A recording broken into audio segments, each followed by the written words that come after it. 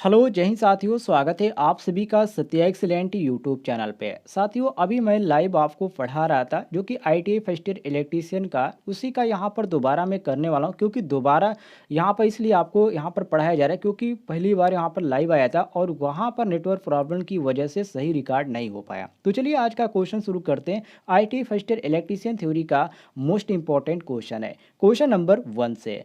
पहला क्वेश्चन है, कौन सी युक्ति धूप को विद्युत ऊर्जा में बदलती है। देखिए साथियों, जो धूप होता है उसको क्या बोला जाता है? धूप मतलब क्या, जिसको यहाँ पर बोला जाता है सनलाइट। ठीक है, क्या बोला जाता है? सनलाइट। तो इसमें आप प्रकाश भी कह सकते हैं। देखिए इसमें क्या होता है, आपका फोटोवोल्टेइक सेल होता है, इसमें आपका सही हो जाएगा फोटोवोल्टेइक सेल। अब इसके बारे में थोड़ा सा जान लीजिए। देखिए फोटोवोल्टेइक जो सेल होता है ये प्रकाश को विद्युत ऊर्जा में परिवर्तित करती है और उस सेल को हम सोलर सेल भी कहते हैं। आप सभी को मालूम होगा, सोलर सेल भी बोला जाता है या इसको आप फोटोवोल्टेइक सेल भी बोलें, कोई भी दिक्कत नहीं है। और यदि इसकी यहाँ पर बात करें सिंबल की, तो देखिए इसका जो सिंबल बनता है कुछ इस प्रकार का सिंबल बनता है। ये आपका इस तरह हो जाता है और नीचे आपका ये, मैं यहाँ पर दोबारा आपको बना कर दिखा देता हूँ। देखिए एक आपका इस तरह हो गया और इसके बीच में आपका ऐसे होता है और ऊपर से ऐसे लाएं और नीचे, ये आपका हो गया फोटोवोल्टेइक सेल का। और एक और इसका सिंबल बनता है, उसको भी मैं यहाँ पर रिपीट कर देता हूँ। देखिए फोटोवोल्टेइक सेल का यहाँ पर सिंबल कुछ इस प्रकार भी बनता है।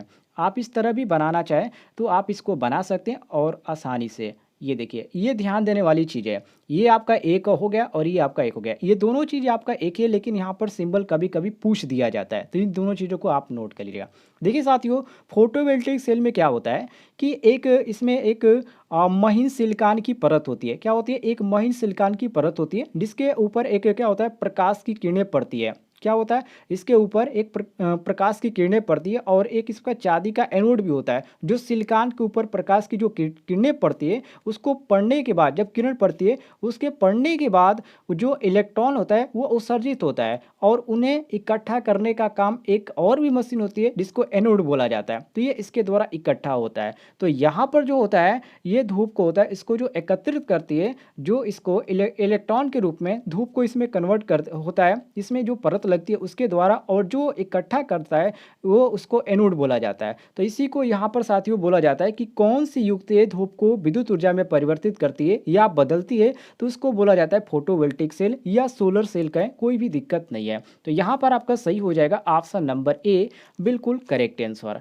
आगे बढ़ते हैं साथियों क्वेश्चन नंबर 2 पे, जिसमें क्वेश्चन नंबर 2 में पूछा जा रहा है कि द्वितीयक सेल किस नियम से कार्य करते हैं। जो द्वितीयक सेल होते हैं वो किस नियम पे कार्य करते हैं। देखिए द्वितीयक सेल जो होता है, ये यहाँ पर यदि बात करें द्वितीयक सेल की, तो ये एक रिचार्जेबल सेल होता है। क्या होता है? एक रिचार्जेबल सेल होता है। मतलब हम कह सकते हैं कि ये आपका जो रिचार्जेबल सेल होता है इसको हम कह सकते हैं कि उत्क्रमणीय और अनुत्क्रमणीय दोनों अभिक्रिया इसमें होती है। मतलब कि आपका जो सेल होगा उसमें रासायनिक अभिक्रिया भी होगी और सेल का कार्य क्या होगा? रासायनिक ऊर्जा को विद्युत ऊर्जा में परिवर्तित करना है। और यदि सेल की बात करें तो द्वितीयक जो सेल होते हैं ये 3 प्रकार की हो जाती है। एक आपका हो जाता है सीसा संचायक सेल, दूसरा आपका होता है निकल कैडमियम सेल और तीसरा आपका हो जाता है निकल आयरन सेल। इन दोनों से सॉरी तीनों सेलों को आप ध्यान रखिएगा, क्योंकि ये आपका जो क्वेश्चन है इसी तरह नहीं पूछा जाता है, कभी कभी क्वेश्चन जो है घुमा कर पूछ दिया जाता है। ठीक है, तो इस चीज को भी ध्यान रखिएगा। यदि पूछ दिया जाए कि द्वितीयक सेल कितने प्रकार के होते हैं, ऑप्शन आपका दे दिया जाएगा 1 2 3 0 कोई नहीं, तो आप यहाँ पर मारेंगे कि 3 इसका बिल्कुल सही है। और ध्यान रखिएगा हर एक का अलग अलग कार्य होता है। जैसे कि यदि द्वितीयक सेल की यदि बात करें तो यहाँ पर पूछा जा रहा है कि द्वितीयक सेल किस नियम पे कार्य करते हैं, तो यहाँ पर जो इसके 3 प्रकार होते हैं और इसके अनुसार हम बात करें तो द्वितीयक सेल जो होता है वो फैराडे के विद्युत अपघटन के नियम पे कार्य करते हैं। अब साथियों आप पूछेंगे कि फैराडे के जो विद्युत अपघटन के नियम है इसके कितने प्रकार होते हैं, तो इसके 2 नियम होते हैं।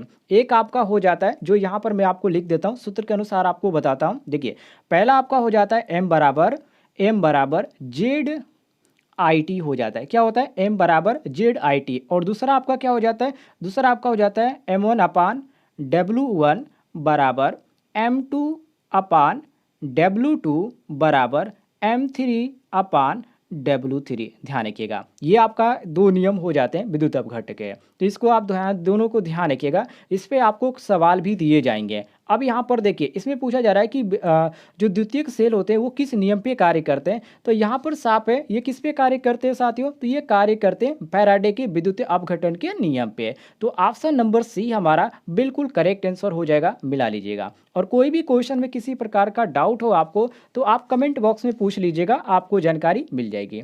आगे बढ़ते हैं क्वेश्चन नंबर 3 पे, जिसमें पूछा जा रहा है कि विद्युत अपघट्य के दौरान एकत्रित द्रव्यमान की गणना करने का सूत्र क्या है। देखिए साथियों सबसे पहले तो आप सूत्र यहाँ पर जान सकते हैं क्योंकि ये काफ़ी इजी सूत्र है। एम बराबर आपका जेड आई टी होता है। क्या होता है, एम बराबर आपका जेड आई टी होता है। देखिए जो आपका एम बराबर जेड आई टी होता है इसी के अनुसार यहाँ पर बात करेंगे। देखिए क्या होता है, रासायनिक विलयन में विद्युत धारा प्रवाहित किया जाता है और विद्युत धारा प्रवाहित करने पर उसके जो इलेक्ट्रोड होते हैं उस पर एकत्रित होने वाला जो द्रव्यमान होता है उसी का विद्युत मात्रा के समानुपाती होता है। मतलब कि रासायनिक विलयन में विद्युत धारा प्रवाहित करने पर उसके जो इलेक्ट्रोड होते हैं उस पर एकत्रित हो जाते हैं। क्या हो जाता है, उसके जो इलेक्ट्रोड होते हैं वो एकत्रित हो जाते हैं और एकत्रित होने वाला जो द्रव्यमान होता है वो विद्युत मात्रा के समानुपाती होता है। और यदि समानुपाती के यदि चिन्ह की बात किया जाए तो समानुपाती का चिन्ह क्या होता है साथियों, जेड होता है। तो यहाँ पर एम बराबर जेड आई टी में जो आपका जेड है ये आपका यह समानुपाती का है, ठीक है, ध्यान रखिएगा। और यहाँ पर आपका आई क्या है, ये आपका धारा का हो जाता है और टी आपका समय दे दिया गया है, तो इसको भी आप ध्यान रखिएगा। अब साथियों यहाँ पर बात करते हैं, ये आपका जो जेड है ये हमारा क्या होता है, यहाँ पर इसको समानुपाती का ये चिन्ह हो जाता है और इसे जेड से हम इंडिकेट करते हैं। और जेड हमारा विद्युत रासायनिक तुल्यांक भी हो जाता है। तो रासायनिक तुल्यांक का यहाँ पर कोई भी मात्रक नहीं होता है। लेकिन यदि बात करें विद्युत रासायनिक तुल्यांक की, देखिए बहुत ही यहाँ पर बड़ा कन्फ्यूजन है। यदि रासायनिक तुल्यांक की यहाँ पर बात करें तो रासायनिक तुल्यांक का कोई भी मात्रक नहीं होता है। लेकिन यदि कह दिया जाए कि विद्युत रासायनिक तुल्यांक का मात्रक बताइए तो आप कहेंगे कूलाम प्रति ग्राम प्रति कूलाम। तो इस चीज़ को ध्यान रखिएगा, कभी कभी इसी में छात्र कंफ्यूज हो जाते हैं। तो यहाँ पर आपका सही हो जाता है क्वेश्चन के अनुसार ऑप्शन नंबर बी बिल्कुल करेक्ट आंसर आपका एम बराबर जेड आई टी, ठीक है, सही हो जाएगा, ध्यान रखिएगा। और यहाँ पर आपका बी ऑप्शन करेक्ट आंसर हो जाएगा। आगे देखते हैं क्वेश्चन नंबर 4 पे, जिसमें क्वेश्चन नंबर 4 में पूछा जा रहा है कि बैटरी की क्षमता कैसे बताई जाती है। मोस्ट इंपॉर्टेंट क्वेश्चन है। देखिए बैटरी की जो क्षमता होती है दोस्तों वो आपका एम्पियर घंटा में बताई जाती है। काफ़ी इजी क्वेश्चन है, सभी लोग बता सकते हैं, कोई दिक्कत नहीं है। तो यहाँ पर जिनको जानकारी रहेगा वो आसानी से यहाँ पर डी ऑप्शन मानेंगे कि एम्पियर यहाँ पर घंटा होता है। क्या होता है साथियों, एम्पियर घंटा होता है। ये आपका डी ऑप्शन करेक्ट आंसर हो जाएगा। आगे बढ़ते हैं क्वेश्चन नंबर 5 पे, जिसमें क्वेश्चन नंबर 5 में पूछा जा रहा है कि उस दोष का नाम बताएं जिस कारण से द्वितीयक सेल में प्लेट मुड़ जाती है। वो यहाँ पर रीजन पूछ रहा है कि उस दोष का नाम बताइए जिसके कारण द्वितीयक जो सेल होता है उसकी जो प्लेटें जो होती है मुड़ जाती है। देखिए ये काफ़ी समझने लायक क्वेश्चन है। ऐसे तो आप कह सकते हैं कि बकलिंग के कारण, लेकिन बकलिंग होता क्या है आप इसके बारे में जान लीजिए। देखिए द्वितीयक सेल का मतलब ये हुआ कि जो संचायक सेल होता है उसी को बोला जाता है, ठीक है। और यदि मैंने आपको बताया जो यहाँ पर जो सेल होते हैं ये कितने प्रकार के हो जाते हैं, मैंने आपको बताया था, जो कि आपने पहला या दूसरा क्वेश्चन आपने देखा होगा। तो द्वितीयक सेल जो मैंने आपको बताया था ये 3 प्रकार के हो जाते हैं। कितने प्रकार के हो जाते हैं साथियों, 3 प्रकार के। सीसा संचायक सेल, निकिल कैडमियम सेल और एक आपका हो जाता है निकिल आयरन सेल। तो इन तीनों चीज़ों को ध्यान रखिएगा। अब इसमें यहाँ पर पूछा जा रहा है कि जो द्वितीयक सेल होते हैं उसमें प्लेटें मुड़ की हो जाती है। देखिए साथियों यदि सीसा संचायक सेल को यदि 6 एम्पियर के विद्युत धारा से अधिक धारा पर अधिक चार्ज कर लिया जाए या 25 एम्पियर धारा से डिस्चार्ज कर लिया जाए या 25 एम्पियर धारा से अधिक पर इसे डिस्चार्ज कर लिया जाए तो धारा का जो मान हो जाता है वो अधिक हो जाता है। और अधिक होने के कारण ही उष्मीय प्रभाव से जो प्लेटें हो जाती है वो टेढ़ी मेढ़ी हो जाती है, या जिसे आप कहेंगे कि मुड़ जाती है। क्योंकि क्वेश्चन में मुड़ जाती का यहाँ पर कहा गया, इसका यहाँ पर इंडिकेट किया गया कि मुड़ की हो जाती है। तो आप इसको टेढ़ी मेढ़ी भी कह सकते हैं या मुड़ जाती है ये भी आप कह सकते हैं, कोई भी दिक्कत नहीं है। तो हम कह सकते हैं कि जो इसमें उष्मीय प्रभाव होता है अधिक होने के कारण, इसका यहाँ पर नियम भी है कि यदि 6 एम्पियर से विद्युत धारा अधिक है तभी आपका मुड़ेगी। और यदि डिस्चार्ज की स्थिति में बात किया जाए तो यदि 25 एम्पियर से धारा अधिक है डिस्चार्ज होने की तब आपका मुड़ेगी, इससे अधिक होगा तो नहीं होगा, ध्यान रखिएगा। तो इसको भी आप ध्यान रखिएगा। अब इसमें यहाँ पर बात करते हैं बकलिंग के। तो देखिए साथियों बकलिंग जो आपका दोष होता है ये इसी कारण होता है, उष्मीय प्रभाव के कारण। बैटरी में उसी दोष को हम बकलिंग बोलते हैं, जो कि ये टेढ़े मेढ़े हो जाते हैं उष्मीय प्रभाव के कारण। जो प्लेटें जो हो जाती है वो टेढ़ी मेढ़ी हो जाती है। अब यहाँ पर बात करते हैं साथियों बकलिंग के बारे में। तो इसी को बकलिंग बोला जाता है। और बकलिंग दोष से बचने की यदि उपाय की बात करें तो बकलिंग दोष से बचने के लिए बैटरी को आप लगभग 6 एम्पीयर चार्ज करो। और अधिकतम यदि बात करें तो अधिकतम आप इसको 25 एम्पीयर विद्युत धारा लो, कोई भी यहाँ पर कोई भी प्रभाव नहीं पड़ेगा। और इसके चार्ज करने की विधि भी अलग अलग है, इसको भी मैं आपको बता देता हूँ। देखिए, इसमें आपका एक स्थिर वोल्टता होता है, ठीक है। क्या होता है? स्थिर वोल्टता होता है। और यदि इसमें क्या होता है, इसका मतलब कि स्थिर वोल्टता कि यदि वोल्टेज का मान स्थिर रहेंगे तो चार्ज करने के लिए बैटरियों को समांतर क्रम में लगाना, ये सबसे बड़ी यहाँ पर जरूरी चीज़ है, इसको ध्यान रखिएगा। क्या होता है, ये आपका यह एक पॉइंट बना के लिखना चाहे तो आप लिख लीजिएगा। स्थिर वोल्टता क्या होता है साथियों? स्थिर वोल्टता। स्थिर वोल्टता ध्यान रखिएगा, यदि वोल्टेज का मान स्थिर रखेंगे तो चार्ज करने के लिए बैटरियों को समांतर क्रम में लगाएंगे। और एक आपका होता है स्थिर धारा विधि। इसमें कितनी विधियाँ होती है? टोटल यहाँ पर 3-4 विधियाँ होती है, ठीक है। एक आपका स्थिर वोल्टता, दूसरा आपका स्थिर धारा विधि, और तीसरा आपका ट्रिकल चार्जर, और चौथा आपका एक बूस्टर विधि होती है। तो इसका अलग अलग यहाँ पर कार्य है। बाकी यहाँ पर कार्य के बारे में यहाँ पर आपको जानकारी नहीं देगी क्योंकि काफ़ी लंबा वीडियो हो जाएगा। आप यहाँ पर बस ध्यान रखिएगा कि जो प्लेटें होती है वो उसमें प्रभाव के कारण ये मुड़ जाती है, और यहाँ पे इसी को क्या बोला जाता है? बकलिंग बोला जाता है। तो ऑप्शन नंबर ए हमारा बिल्कुल करेक्ट आंसर हो जाएगा, मिला लीजिएगा। और कोई भी क्वेश्चन है, कोई भी सवाल डाउट है तो आप कमेंट बॉक्स में पूछ लीजिएगा, आपको जानकारी मिल जाएगी।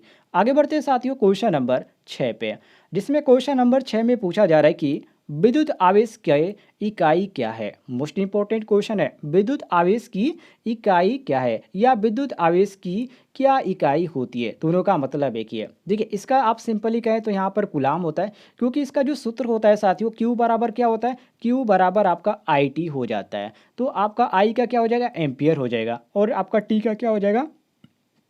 टी का आपका सेकेंड हो जाएगा। तो एम्पियर इंटू आपका सेकेंड हो जाएगा, मतलब कि कूलाम इसको बोलते हैं। तो यहाँ पर आपका सही हो जाता है ऑप्शन नंबर डी, बिल्कुल करेक्ट आंसर। कोई कन्फ्यूजन है तो कमेंट बॉक्स में पूछ लीजिएगा, आपको जानकारी मिल जाएगी।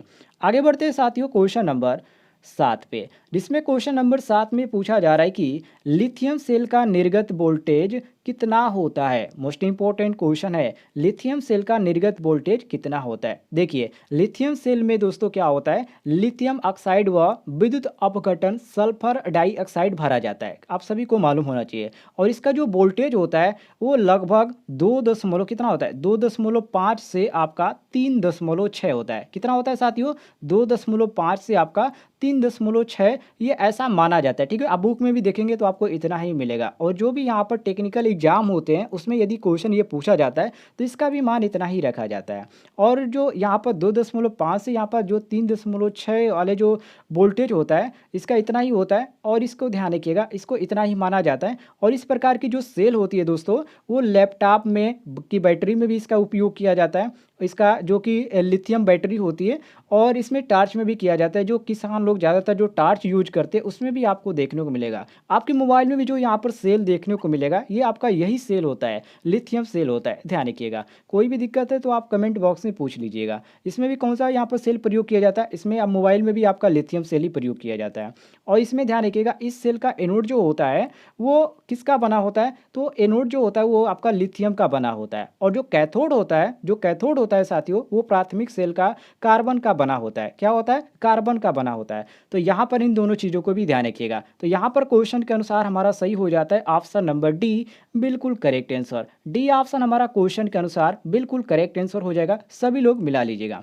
आगे कम समय में उच्च दर से बैटरी आवेशित करने हेतु कौन सी विधि अपनाई जाती है। मोस्ट इंपॉर्टेंट क्वेश्चन है, ध्यान रखिएगा। देखिए, मान लीजिए कोई मशीन जो आपके पास है, ठीक है, और बैटरी से चलती है, और एकाएक क्या होता है वो बंद हो जाती है। तो आप क्या करेंगे, आप बैटरी को निकाल कर क्या करेंगे, जहाँ पर बैटरी बनती है आप वहाँ पर लेके जाएंगे, या जहाँ पर बैटरी का कार्य होता है वहाँ पर आप लेके जाएंगे। तो बैटरी को चार्ज करने के लिए वो काम क्या करेगा, वो काम क्या करेगा साथियों, उस समय बूस्टर चार्जर का काम लेगा। क्यों? क्योंकि बूस्टर चार्जर में ये होता है कि न्यूनतम वोल्टेज व धारा पर चार्ज करेगा।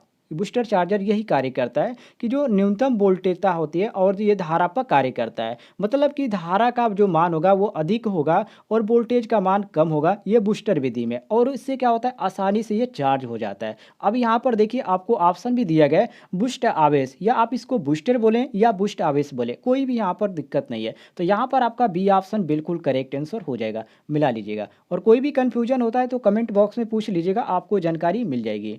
आगे देखिए साथियों क्वेश्चन नंबर 9 को, जिसमें पूछा जा रहा है कि कार्बन जस्ता शुष्क सेल में कौन सा विद्युत अपघट्य उपयोग किया जाता है। कार्बन जस्ता शुष्क सेल में कौन सा विद्युत अपघट्य उपयोग किया जाता है। मोस्ट इंपॉर्टेंट क्वेश्चन है। देखिए इसमें यहाँ पर सीधा है, इसमें मैंने आपको बताया था, इसमें जो उपयोग किया जाता है अमोनियम क्लोराइड। क्या किया जाता है? Ammonium chloride. और यहाँ पर आपको बी ऑप्शन देखने को मिल जाता है, बिल्कुल करेक्ट आंसर। आगे बढ़ते हैं साथियों क्वेश्चन नंबर 10 पे, जिसमें पूछा जा रहा है कि द्रवों में विद्युत धारा प्रवाहित होना कौन सा प्रभाव है। द्रवों में विद्युत धारा प्रवाहित होना कौन सा प्रभाव है। देखिए साथियों, यदि धारा प्रतिरोध में से गुजरती है तो उसमें प्रभाव, ठीक है। और यदि धारा किसी कुंडली में से गुजरती है या किसी कुंडली में से निकलती है तब उसका प्रभाव कौन सा होगा? उसका प्रभाव होगा चुंबकीय प्रभाव। तो जब धारा रासायनिक विलयन में से निकलेगी तो उसमें एक केमिकल जो होंगे उसके यहाँ पर केमिकल प्रभाव होगा। और बैटरी की हम बात करें साथियों तो इसमें क्या होगा? रासायनिक प्रभाव होगा। तो यहाँ पर क्या कह रहा है? द्रवों में कह रहा है, द्रव्य मतलब क्या? यहाँ पर रासायनिक प्रभाव होगा। तो यहाँ पर आपका सही हो जाता है ऑप्शन नंबर डी, बिल्कुल करेक्ट आंसर, मिला लीजिएगा। और यदि आपको किसी भी क्वेश्चन में किसी प्रकार का डाउट होता है तो कमेंट बॉक्स में पूछ लीजिएगा, आपको जानकारी मिल जाएगी।